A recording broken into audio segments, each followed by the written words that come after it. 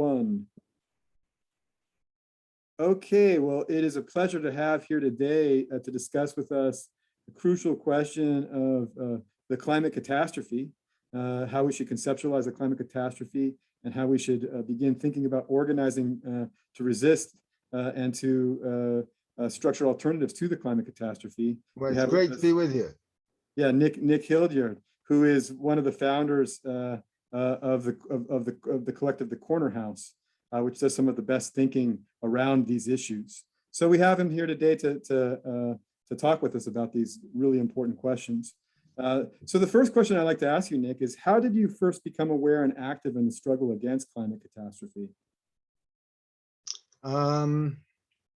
Well, in the early 1970s, I began working with a magazine called the Ecologist, and I remember actually that one of the very first articles that I was asked to edit was on the drought in the Sahel, which was ravishing the Sahel at the time in North Africa, and the role played in causing that drought by emissions from Europe. So it was a live issue then.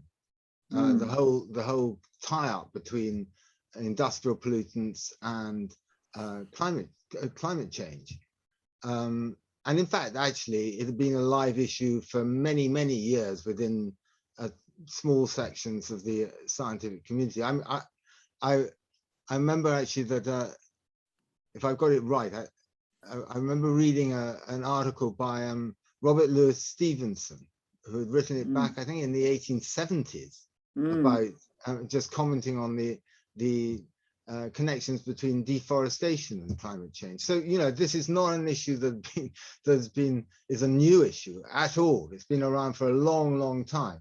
But I suppose the realities of climate change, what it actually really means for people, really only came home to me when I became active or more active in social movements in the South, particularly social movements opposing dams, deforestation, industrialized agriculture. And I traveled a lot in the late 70s, early 80s to India and other countries in Asia. And local people often raised with me the changes that they were seeing in local climatic conditions, particularly in areas which were suffering from deforestation. And they talked about, you know, longer periods of drought, more intense floods, remaining patches of forests drying out, and so on. So they knew what was happening because they were at the sharp end. And that really began to drive it home to me. And of course, the struggle against climate catastrophe has never just been one struggle. It's involved numerous struggles, and so over the years, my involvement in it and my awareness of it and the different dimensions of it has evolved. So, you know, in the beginning, perhaps it was a struggle against the suppression of scientists who sought against often intense political opposition to document and publicize the connections between industrial emissions particularly from fossil fuel burning and global warming. And, you know, that was one struggle. And then there were struggles against those who have sought to place responsibility for climate catastrophe on everyone equally, all over the globe, even though billions of people around the world make a totally insignificant contribution to global emissions.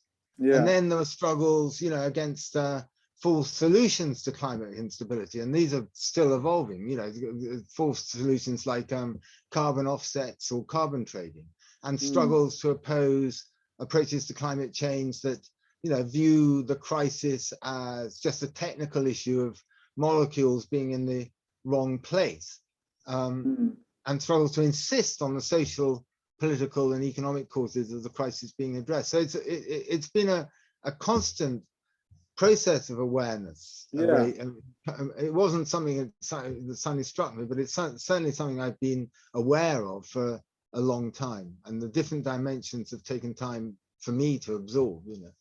Yeah, very interesting. So a second question then for you. At Peace in Kurdistan, we're working on a project related to struggles for self-determination in the 21st century. In your opinion, how can the struggle for self-determination be best conceptualized from a social ecological perspective? Well, I'm not sure that I subscribe to the view that there is a best interpretation, best conceptualization, and certainly not one that would stand for all time. Yeah.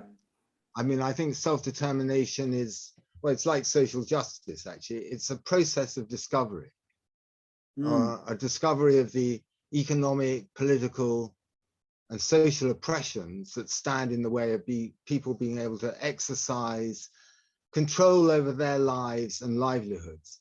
Yeah. And it's a discovery too of, you know, strategies for dealing with this. So inevitably, this isn't an issue that can be understood, or not one that I would try and understand or define in the abstract. I think that self-determination is as I say, a political process, and how it expresses itself at any one time will always be different and will always be subject to contestation, to revision, to rethinking, and so on.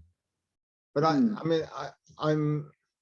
I think my starting point would be to approach it as a struggle essentially for democracy, as a defense of what many refer to as the commons. And by the commons, I don't just mean areas which are commonly owned by a group of people, or commonly managed by a group of people. I mean those ways of social and economic organizing and political organizing that recognize and seek to put into practice the collective right of all, not just a few people, to survival. So for me, it's a struggle against, the struggle for the commons is like the struggle for self-determination is a struggle against all imbalances of power, against patriarchy, against racism, against imperialism, against class. I don't know whether that helps. Yeah, I think that does. I mean, in particular, though, I was looking for some reflections with respect to how people who are struggling for self-determination, how they can incorporate a social ecological perspective into the struggle for self-determination. Well, I think that any struggle to control the decision making that affects your lives and livelihoods will, at some level or other, always incorporate ecological issues. Because for most people, I mean, whilst for you and I and a lot of people in the West, the environment may be our back garden, for most people, it's what they actually sustain their livelihoods from. And so it's a given, in a way, for many social movements. Okay, that's very helpful. So can you tell us a little bit about the corner house, how it emerged? Yeah.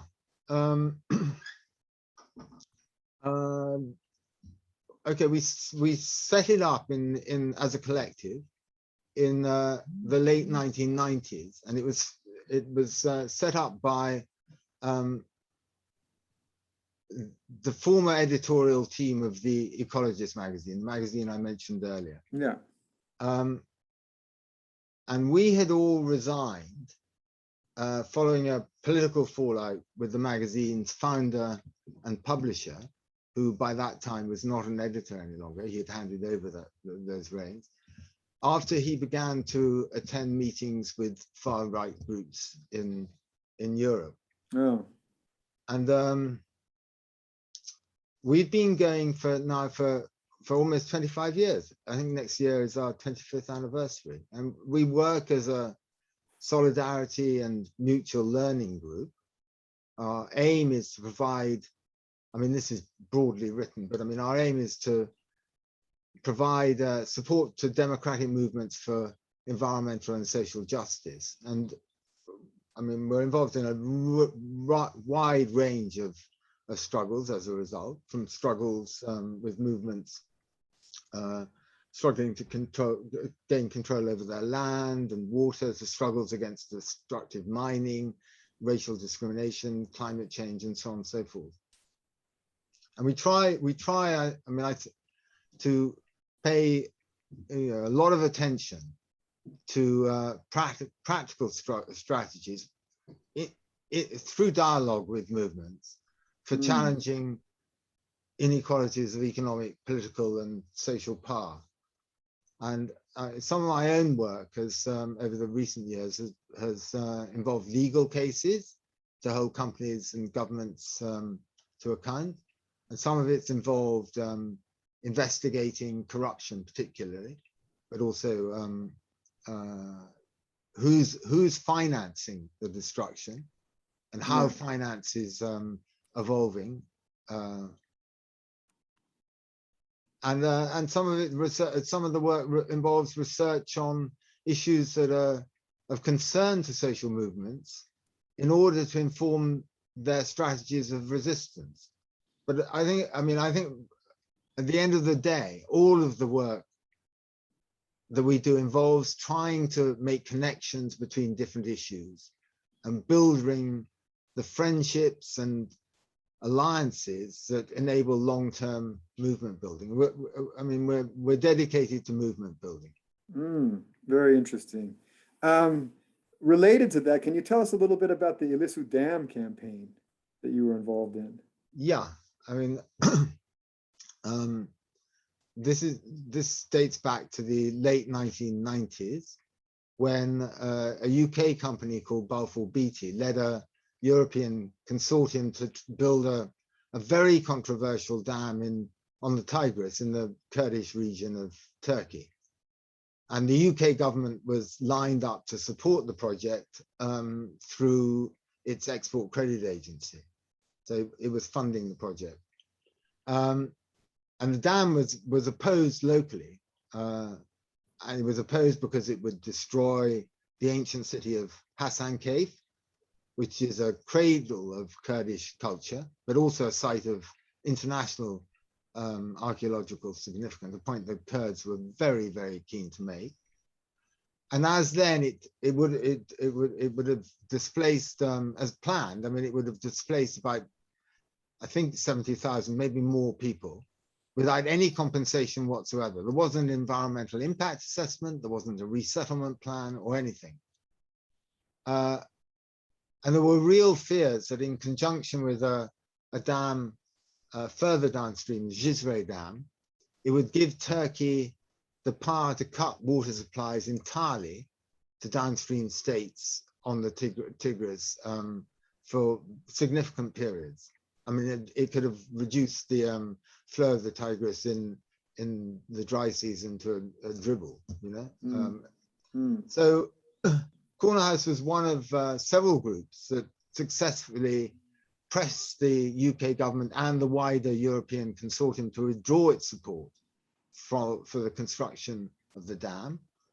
And we used a load of different tactics,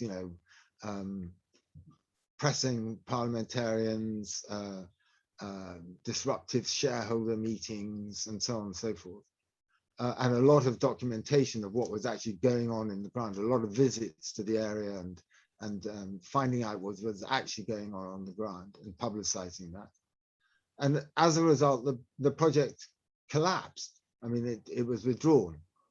But like a vampire, is it a vampire? Yes, like one of those creatures that sort of come back from the dead, the undead.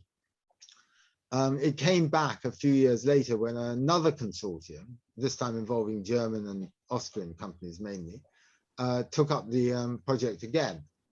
And this led to another campaign in which Corner House was also involved with activists all the time, with activists in the Kurdish region, but also more widely in Turkey. Another campaign to stop German and Austrian support for the project. And again, this was successful. And at that point, which must be the mid 2000s, I suppose, or late 2000s, the Turkish government then persuaded the Turkish banks to back the project without foreign support. And again, there was considerable opposition, this time within Turkey and internationally. unfortunately, this time the project went ahead and the dam is now operational. But I think the campaign was instrumental in building alliances between environmental groups and human rights groups who previously really hadn't been working together in many cases. And it was also very instrumental in awareness raising about the destructive impacts of dams and more generally about the destruction of the environment in the Kurdish region, but more broadly in Turkey as well, and in Iran and Iraq, where the Kurdish Regional Authority is now pushing to build a series of dams, and where people are opposing them in some part because of the opposition that they learned about to Ilisu. Yeah. Okay, thank you for that. Can you tell us about other campaigns you've been involved in, for example, in the context of Nigeria and elsewhere in Africa? Yeah. I mean, I just should stress, I suppose, that, I mean, as I said, we're a solidarity group. So our involvement with social movements, and I've been doing a lot of work recently in Nigeria, is primarily about building long-term relationships of trust and mutual support. So although this certainly involves specific campaign work, we're very open-ended about the campaigns in which we get involved. I mean, provided there were campaigns with our comrades and allies. And if issues come up where we can lend support, we do our best to do so. So one campaign, in inverted commas, often morphs into another. Yeah. So I mean, a lot of our most recent work in Nigeria has been investigating UK government and corporate involvement in corruption in Nigeria, and on seeking to hold European oil companies to account for oil pollution in the Niger Delta. I mean, most recently we've been involved with a group called Ray Common in Italy, who you should also interview. I mean, they've got a very similar group to Corner House, and they were much involved in the campaign against Ilisu, and also Global Witness in the UK. And we've worked primarily with a group called HEDA, the Human and Environmental Development Agenda Resource Center in Lagos. I mean, this is something that's been going on since 2012, I suppose, something like that. So very nearly 10 years, to investigate allegations that the oil multinationals Shell and Eni were involved in a massive $1 billion plus bribery scheme to obtain the license for a giant offshore oil field called OPL 245. I mean, the companies and others have always denied wrongdoing. And we requested that the Milan prosecution, Eni being based in Milan, investigate the allegations. We put forward a dossier to them. And this led to a trial after the prosecutor had done a great deal of investigating, and a mass of documentation had been obtained and interviews and so on. This led to a trial in Italy of the companies and other defendants, who included senior past and current executives, and also some ex-MI6 officers. Now in March this year, the Milan tribunal acquitted all of the defendants. They said that there was no case to answer. I see. But that judgment is now being appealed, and the case is far, far from over. And in the meantime, there are prosecutions of the company's subsidiaries in Nigeria, and the Dutch authorities are also investigating Shell, and have told Shell that there are potential crimes that they could prosecute. I mean, wrap it up a bit, this bit. I mean, I think it's quite very significant that, I mean, the government of President Buhari, who came in 2015 on a ticket to clean up corruption, refused point blank to transform, even though despite massive pressure from the oil companies, to transform the company's oil prospecting license into an oil mining license until all the court cases and investigations were over. And this has meant, because of the time it's taken, that the date for the expiry of the oil license has now passed. So it is an open question. Any say that insists that they got an extension, but we haven't seen any. I mean, that's still to. We still need to see evidence of that. It means that or it could mean that that they no longer have a license to exploit this oil. And Nigerian social environmental movements are now pressing the Nigerian government to keep the oil in the ground. And for the West to support Buhari's principled stand against corruption by paying an annual rent to Nigeria to ensure that the country does not lose out financially. So there would be an international fund set up that would pay a rent that would be equivalent to what Nigeria would have got had that field been exploited. And I think this is a very significant development because it's opening up a debate in Nigeria about how to move Nigeria away from reliance on oil as its main income. And it's also a debate within the anti-corruption movement that it's not just enough to hold those who are corrupt to account. I mean, if all that actually happens is it then unleashes a massive environmental destruction. There needs to be joined up thinking here. Very interesting. Again, to change course a little bit, what's your take on the tradition of social ecology and the followers of Murray Bookchin? Well, I think Murray Bookchin was a very important thinker, and particularly important in highlighting and confronting strands of environmentalism, particularly so-called deep ecology, that essentially blame over population and people in general for the environmental crisis, and who have quite an authoritarian and at times fascistic approach to the environmental crisis. I mean, let people die. You know, it's a pretty hardline and anti-people approach. And I think his insistence that the roots of the crisis lie in how we are organized as societies was a much needed corrective at the time. I mean, and is still a much needed corrective. But I don't think that his is the last word on the issues. I mean, whoever has the last word. Yeah.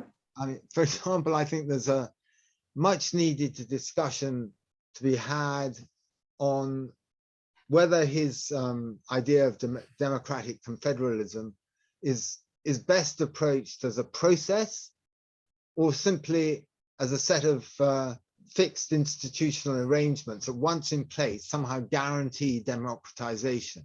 Yeah. You know, you put the right councils in place, you give, you set up the right social structures, and somehow bingo, everything's fine. I don't think that simply putting democratic confederate structures in place necessarily changes the trajectory of the environmental crisis or any other crisis for that matter. My own view is that democratic confederalism is best viewed as an active daily struggle. To approach it a slightly different way, the World Bank, for example, is quite happy now to promote commons-based management practices to safeguard forests. I mean, in fact, capitalism relies to an extent on the continued use of commons-based social institutions, particularly in the sphere of social reproduction, in order to survive. I mean, in fact, one could say that, capitalism is highly adept at finding functional settlements with seemingly anti-capitalist forms of social organization. And I don't think that democratic confederalism is an exception to this rule. I mean, if it's viewed simply as an organizational template, what does pose a challenge to capitalist accumulation, I think, is commoning as a verb, democratic confederalizing as a word, as an active process of challenging undemocratic, unjust, inequitable, discriminatory practices wherever and whenever they arise. So it's the active, as a noun, it's not going to change much, but as an active verb, it can. Yeah. Very interesting. And we'll get back to that a little bit. But I also wanted to ask you about the people involved in what has been called world ecology, perhaps most prominently Jason Moore. What's your take on the world ecology approach in general and on the Capitalocene versus Anthropocene debate in particular? Well, I'm a great admirer of world ecology and its insistence on placing the current environmental crisis in the broader historic context of imperialism. I think it's very, very important. And I've also found Jason Moore's work extremely helpful in understanding the current crisis. And I'm 100% with him on his insistence that the climate crisis is not down to unspecified humans in general, but to capitalism. It's not an Anthropocene, it's a Capitalocene. I'm with him on rejecting talking about the Anthropocene and talking instead of the Capitalocene. I mean, I was listening the other day to a BBC report on the latest UN findings on climate change, a report that came out a couple of weeks ago, which really sort of said we're at the at very near a tipping point, and it's arguable that we've already got on some issues very past it. But the reporter was started by saying, telling the audience, that China is the world's most populous country, and China is the world's largest emitter of carbon dioxide. That was the opening sentence, pretty much. And the unspoken implication was that the climate crisis is down to a large number of Chinese people. It's a Chinese growing Chinese population that's to blame. 1 billion of them, and India and another billion. It's them who are to blame. But nothing could be further from the truth. I mean, the vast majority of Chinese people emit a fraction of the CO2 that Westerners emit. And the main reason why Chinese emissions are so high is because the West has shipped its industry to China. And which is now, indeed, the chimney of the world. And this really can't be explained simply by Western companies seeking to evade strict pollution standards, which account for a relatively small amount of the cost of production. No, if China is now the workshop of the world, it's because, if to use Zizek's rather nice phrasing, if the working class now has a Chinese address, it's because of capital's dependency on, to go back to Jason Moore, what Jason Moore calls the four cheaps: cheap labor, cheap food, cheap energy, and cheap raw materials. And Western industry now operates from China primarily because it's cheap labor, China's cheap labor, enables greater surplus value extraction and thus increased accumulation. And that's the truth of it. And in effect, the climate crisis isn't just a technical question of too many CO2 molecules in the wrong place. It's a labor issue. It is driven by, in this instance, by capital's quest for cheap labor. So I think that, Jason Moore's work on the cheaps and setting the whole climate crisis within the broader context of imperialism is very, very critical. And rejecting this notion that, of course, it's the climate crisis is human made in the sense that it is human activity that's doing, but it's not all humans. And it's down actually to it's a systemically made crisis of capitalism. Mm, mm. Going back to the question of democratic confederalism, I know you're familiar with the work of Abdullah Öcalan. What do you take to be the relevance of the work of this imprisoned Kurdish leader with respect to the struggle against climate catastrophe? Well, again, I think I've read his prison books, and I think he's a very interesting thinker and writer. He's picked up and developed Murray Bookchin's idea of democratic confederalism. And this approach is key to, the approach that he has and the idea of democratic confederalism is, in my view, key to addressing the climate catastrophe, which is ultimately an issue about who controls the framework of democratic and accountable resource allocation. That's ultimately what it's about. So for me, the key contribution of Öcalan's approach is actually not just his insistence that ecology should be a central pillar of the politics of democratic confederalism. Everyone says that these days. Everyone's an environmentalist these days. I think it's the insistence that respect for plurality, if it's to mean anything, must extend beyond the human realm to embrace the multiplicity of non-human forms of life on which all of us and all life depends for its collective survival. And I think to pay more than lip service to that recognition, to actualize it through practice would indeed be really transformational. But the challenges of doing so are immense. If the environment is not to be viewed simply as what's around us, the us being some undifferentiated blob of humans, how else might it be conceived? And I think he challenges us to think about this. How can non-humans be accorded meaningful representation in discussions about collective survival? Is nature to be represented through experts or through daily actions that develop a new conversation with the natural world?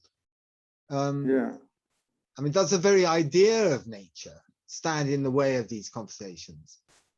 Or is nature a concept that will have to wither away? Not least because some sort of absolutist nature-human divide is rendered completely meaningless once the myriad interactions between humans and non-humans are contextualized and recognition is given to the ways in which actually these interactions, how non-humans co-produce the world in which we all live.